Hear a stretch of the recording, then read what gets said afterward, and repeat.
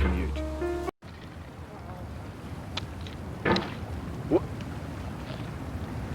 There's no feeling more intense than starting over. If you deleted your homework the day before it was due, as I have, or if you left your wallet at home and you have to go back after spending an hour in the commute. If you won some money at the casino and then put all your winnings on red but it came up black. If you got your best shirt dry cleaned before a wedding and then immediately dropped food on it. If you won an argument with a friend and then later discovered that they just returned to their original view. Starting over is harder than starting up. If you're not ready for that, like if you've already had a bad day, then what you're about to go through might be too much. Feel free to go away and come back. I'll be here. Alright, thanks for coming with me on this trip. I'll understand if you have to take a break at any point. Just find a safe place to stop and quit the game. Don't worry, I'll save your progress, always, even your mistakes.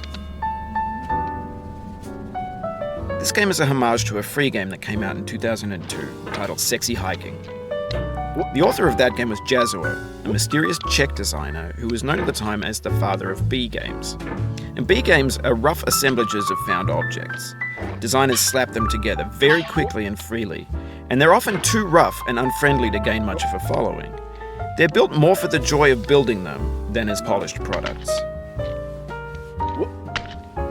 In a certain way, Sexy Hiking is the perfect embodiment of a B game.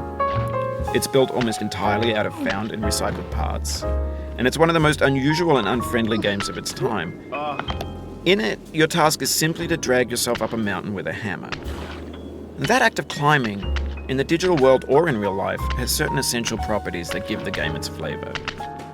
No amount of forward progress is guaranteed. Some cliffs are too sheer or too slippery. And the player is constantly, unremittingly in danger of falling and losing everything. Anyway, when you start Sexy Hiking, you're standing next to this dead tree that blocks the way to the entire rest of the game.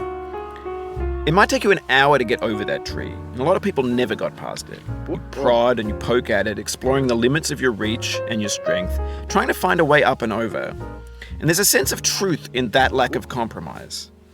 Most